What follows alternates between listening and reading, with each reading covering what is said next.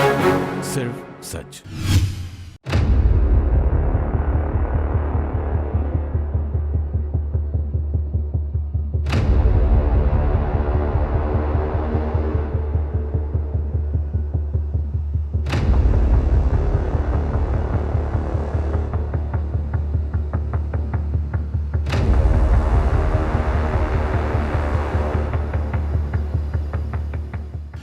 रूस और यूक्रेन के बीच हो रहे भीषण युद्ध के बीच संस्कारधानी के छात्रों की वतन वापसी शुरू हो गई है।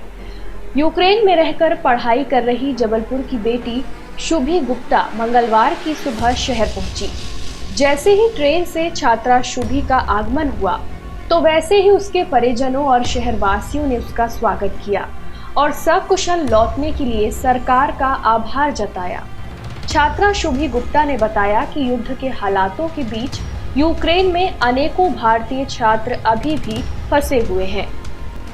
शुभी ने यूक्रेन में फंसे भारतीय छात्रों की वतन वापसी के लिए सरकार द्वारा किए जा रहे प्रयासों की सराहना करते हुए कहा कि अगर प्रधानमंत्री मोदी ना होते तो शायद ये मुमकिन ना होता और वो भी वापस ना लौट पाती।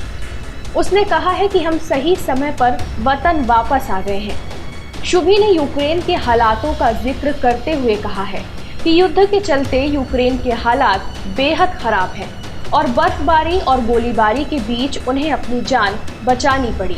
छात्रा शुभी गुप्ता और उसके परिजनों ने जबलपुर के सांसद राकेश सिंह का भी आभार जताया है।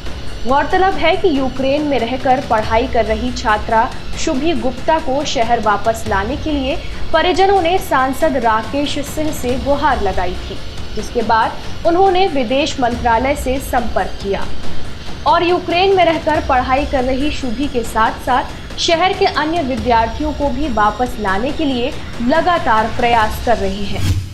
मैं अब अपने होम टाउन में हूँ, जबलपुर में हूँ और जैसे ही मैं दिल्ली में पहुँची वैसे ही मुझे बहुत ही अच्छा लगा। जब मैंने अपना पहला कदम रखा फ़्लाइट से तब मुझे बहुत अच्छा लगा कि अब मैं अपने वतन आ गई हूँ, अब अपने देश में आ गई हूँ। और सिर्फ एक इंडियन फ्लैग था जो हम सभी स्टूडेंट का एक होप था, जो हम लोगों को बचा रहा था, हमारा डिफेंस सिस्टम का काम कर रहा था। और दिक्कतें हैं वहाँ पे अभी भी काफ़ी, तो मैं सभी को कहना चाहूँगी कि स्टे स्ट्रॉन्ग और सभी एक दूसरे की मदद करें क्योंकि हम इंडियंस ही इंडियंस के काम आएंगे। सब यूनिटी में रहें प्लीज़। और ऐसे तो बहुत सारे एक्सपीरियंसेस हुए हैं क्योंकि सर वहाँ पे बहुत सारे ऐसे बच्चे हैं जो अभी अभी गए हैं, जस्ट अभी गए हैं, जो कि 12th करने के बाद डायरेक्ट गए हैं, तो वो सिर्फ अभी 17-18 साल के हैं। तो वहाँ पे जब हम बॉर्डर पे थे तो वहाँ पे एयर फायरिंग हो रही थी जो कि बहुत ही डरावना सीन था और कुछ जो बच्चे थे वो बहुत ही डर गए थे, रोने लगे थे, कांपने लगे थे जो क्योंकि जब फायरिंग हुई तो वो देखते नहीं थी वो एयर फायरिंग, लेकिन तब भी सभी बच्चे डर गए। यूक्रेन में हालात दिनों दिन खराब होते जा रहे हैं। अब भी जबलपुर की 2 और छात्राएं वहां फंसी हुई हैं।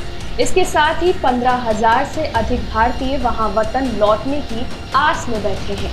केंद्र सरकार वहां फंसे लोगों को वापस लाने के प्रयास जरूर कर रही है, लेकिन उन्हें फिलहाल नाकाफी ही कह सकते हैं।